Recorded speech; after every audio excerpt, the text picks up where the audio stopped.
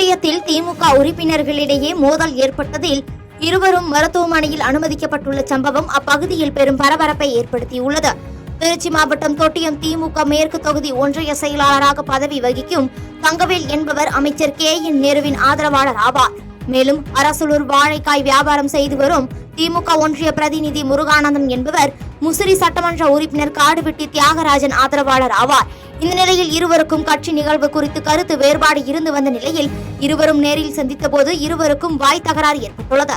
தொடர்ந்து வாய் தகராறு முற்றி கைகலப்பாக மாறிய நிலையில் இருவரும் மருத்துவமனையில் சிகிச்சைக்காக அனுமதிக்கப்பட்டுள்ளனர். இதுகுறித்து போலீசார் விசாரணை நடத்தி வரும் நிலையில் இச்சம்பவம் திமுக தொண்டர்களிடையே பரபரப்பை ஏற்படுத்தியுள்ளது.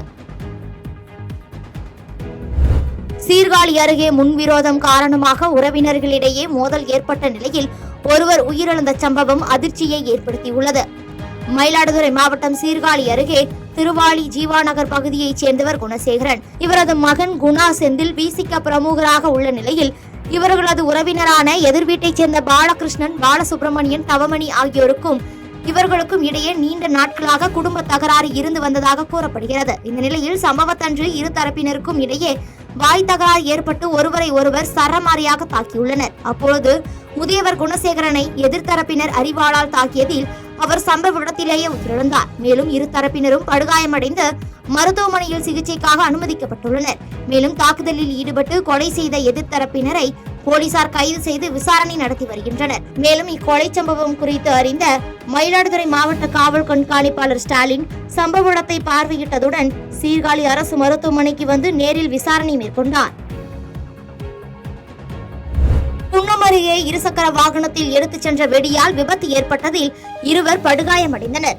பெரம்பலூர் மாவட்டம் குன்னத்தைச் சேர்ந்த பட்டாசு கடை நடத்தி வரும் சஞ்சய் என்பவர் திட்டக்குடியில் இருந்து வெடியினை வாங்கிக் கொண்டு தனது இருசக்கர வாகனத்தில் குன்னம் நோக்கி சென்று கொண்டிருந்துள்ளார். அப்பொழுது வேப்பூர் ஊராட்சி ஒன்றிய அலுவலகம் அருகில் சென்றபோது வண்டியின் சைலன்ஸில் இருந்து வெளியான வெப்பத்தினால் வெடி விபத்து ஏற்பட்டுள்ளது.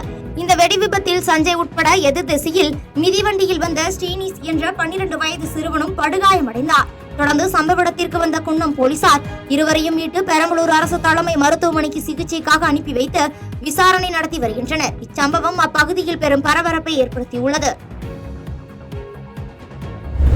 மறைந்த முன்னாள் முதலமைச்சர் கருணாநிதியின் பிறந்த நாளை முன்னிட்டு மதுரை மேற்கு சட்டமன்ற தொகுதிக்குட்பட்ட காலவாசல் பகுதியில் நலத்திட்ட உதவிகளை வழங்கும் நிகழ்ச்சி நடைபெற்றது. இதில் அமைச்சர் மூர்த்தி கலந்து கொண்டு பொதுமக்களுக்கு நலத்திட்ட உதவிகளை வழங்கினார். முன்னதாக அதிமுகவில் இருந்து திமுகவில் இணைந்தவர்களுக்கு மேடையில் சால்வை அணிவித்து வாழ்த்துக்களை தெரிவித்தார். தொடர்ந்து நிகழ்ச்சியில் பேசிய அவர் சாலை வசதி, குடிநீர் வசதி உள்ளிட்ட அடிப்படை தேவைகளை நிறைவேற்றிய பிறகுதான் மக்களை சந்தித்து வாக்குகளை சேகரிக்க வருவோம் என்றும் மேற்கு தொகுதியில் சூரியன் நிச்சயம் உதிக்கும் என மேடையில் பேசினார். அது மிகப்பெரிய ஆதரவு அனைவரும் தந்தாலும் அதில் அதிகப்படியாக பெண்களுடைய ஆதரவை தருவீர்கள். ஆதரவை தருகிற போது இந்த மேற்கு தொகுதி உதயசூரியன் உதித்தே ஆகும் என்பதை இந்த நேரத்தில் சொல்லி என்னுடைய அருமை தாய்மார்கள், அருமை சகோதரிகள், அருமை நண்பர்கள் உங்களுடைய அனைவருடைய ஆதரவு எங்களுக்கு தர வேண்டும் என்று சொல்லி நிறைவு செய்கிறேன். நன்றி. ஸ்ரீபெரும்புத்தூர் அருகே இளைஞரை கத்தியால் தாக்கி நகை பணம் பறித்த 2 பெண்கள் உட்பட 7 பேரை போலீசார் கைது செய்துள்ளனர். திருவண்ணாமலை மாவட்டத்தைச் சேர்ந்தவர் வினோத். இவர் சென்னை துறைப்பாக்கத்தில் நண்பர்களுடன் தங்கியுள்ள நிலையில் இன்ஸ்டாகிராம் பக்கத்தில் இருசக்கர வாகனங்கள் விற்பனைக்கு என ஒருவர் பதிவிட்டதை பார்த்துள்ளார். பின்னர் அந்த நபரை தொடர்பு கொண்டு பேசிய போது இருசக்கர வாகனம் வாங்க வேண்டுமானால் காஞ்சிபுரம் மாவட்டம் சோமங்கலம் அருகே புதுநல்லூர் பகுதிக்கு வர வேண்டும் என அந்த நபர் தெரிவித்துள்ளார். இதையடுத்து வினோத் அவரது நண்பர்களான நிஷாந்த், சதீஷ் ஆகியோருடன் அங்கு சென்றபோது புதுநல்லூர் வனப்பகுதிக்கு மூவரையும் அழைத்து சென்று அங்கு மறைந்திருந்த மர்ம கும்பல் வினோத்திடம் கத்தியை காட்டி மிரட்டி நகை, செல்போன், பணம் ஆகியவற்றை பறித்து தாக்கியுள்ளனர். இதனையடுத்து அங்கிருந்து மூவரும் தப்பிய நிலையில் இதுகுறித்து சோமங்கலம் காவல் நிலையத்தில் வினோத் புகார் அளித்தார். புகாரின் அடிப்படையில் 7 பேரை கைது செய்த போலீசார் முக்கிய குற்றவாளி கரிசெல்வத்தை போலீசார் வலைவீசி தேடி வருகின்றனர். வாணியம்பாடி அருகே கருத்து வேறுபாடு காரணமாக கணவன் மனைவி பிரிந்து இருந்த நிலையில் கணவருக்கு மாமியார் உறுதுணையாக இருப்பதாக கூறி மாமியாரை மருமகள் தாக்கும் CCTV காட்சிகள் வெளியாகி பரபரப்பை ஏற்படுத்தியுள்ளது. திருப்பத்தூர் மாவட்டம் வாணியம்பாடி அடுத்த கணவாய்ப்புத்தூர் பகுதியைச் சேர்ந்தவர்கள் செல்வம், தெய்வானை தம்பதியினர். செல்வம் ஓட்டுநராக பணிபுரிந்து வரும் நிலையில் தெய்வானை சமூக வலைதளங்கள் மற்றும் செல்போனில் அதிக நேரம் செலவிட்டு குடும்பத்தை சரியாக கவனிப்பதில்லை என்று கூறி செல்வம் நீதிமன்றத்தில் விவகாரத்து கோரி மனு தாக்கல் செய்துள்ளார்.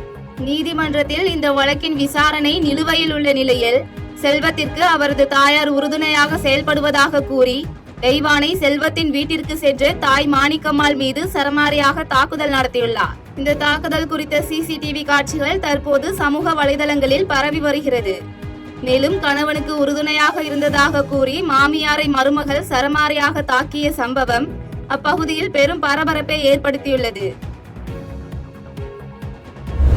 இரு தரப்பினருக்கு இடையே ஏற்பட்ட தகராறு காரணமாக ஒருவர் உயிரிழந்த வழக்கில் குற்றவாளிக்கு ஆயுள் தண்டனை மற்றும் 5 ஆண்டுகள் சிறை தண்டனை விதித்து வேலூர் நீதிமன்றம் தீர்ப்பளித்துள்ளது.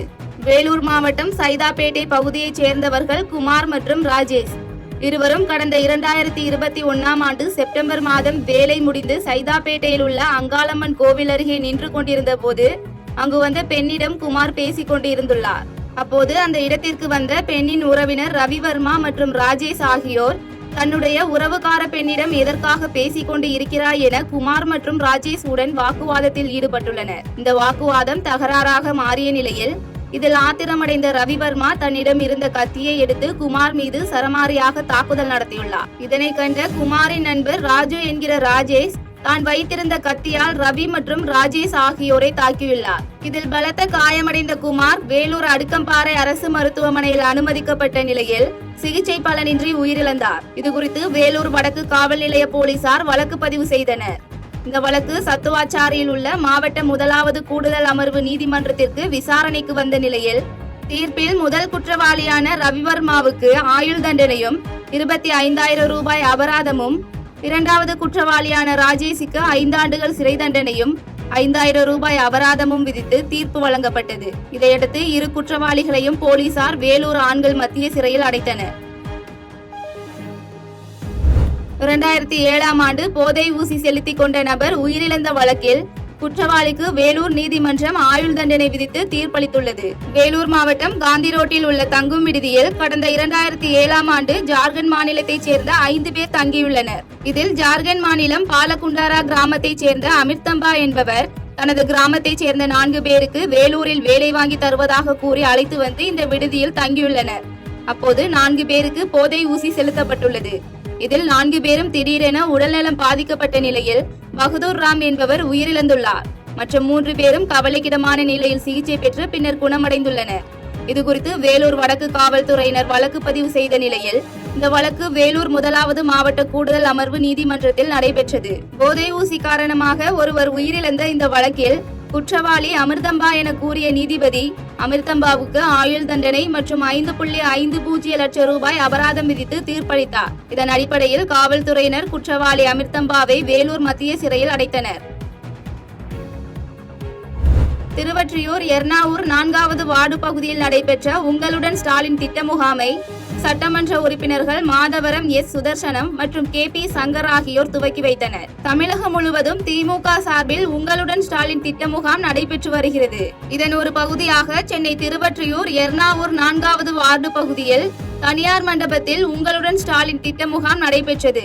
இந்த திட்ட முகாமை சட்டமன்ற உறுப்பினரும் சென்னை வடகிழக்கு மாவட்ட கழக செயலாளருமான மாதவரம் எஸ் சுதர்சனம், திருவொற்றியூர் சட்டமன்ற உறுப்பினர் KP சங்கர், திருவொற்றியூர் மாநகராட்சி மண்டல குழு தலைவர் திமு தனியரசு மற்றும் மாநகராட்சி மண்டல அலுவலர் விஜய்பாபு ஆகியோர் கலந்து கொண்டு துவக்கி வைத்தனர். இந்த முகாமில் அப்பகுதி மக்கள் ஏராளமானோர் கலந்து கொண்டு குடும்ப அட்டை, கலைஞர் மகளிர் உதவித்தொகை, பட்டா மாற்றம் என அந்தந்த துறைகளின் அதிகாரிகளிடம் தங்களின் குறைகளை மனுக்களாக வழங்கினர். இந்த முகாமில் மேற்கு பகுதி துணை செயலாளர் குமரவேல், குரலரசன், 4வது வார்டு வட்டக்கழக செயலாளர் பவுல் உள்ளிட்ட அரசு மற்றும் மாநகராட்சி அதிகாரிகள் ஆகியோர் கலந்து கொண்டனர். காசிமேடு பகுதியில் குடும்ப தகராறு காரணமாக சரித்திர பதிவேடு குற்றவாளி வெட்டி கொலை செய்யப்பட்ட சம்பவம் அப்பகுதியில் பெரும் பரபரப்பை ஏற்படுத்தியுள்ளது. சென்னை தண்டையார்பேட்டை கும்மாளம்மன் தெரு பகுதியைச் சேர்ந்தவர் அருண்மொழி.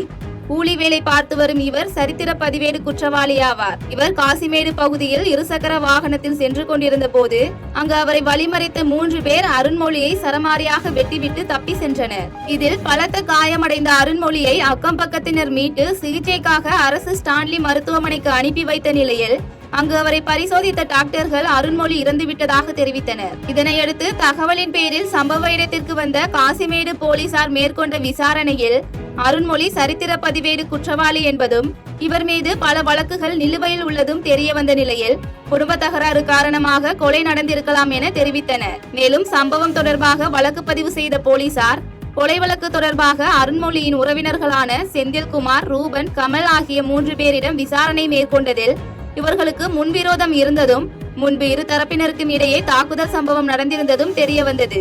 மேலும் பிடிபட்ட நபர்களிடம் கொலைக்கான காரணம் குறித்து விசாரணை மேற்கொண்டு வருகின்றனர்.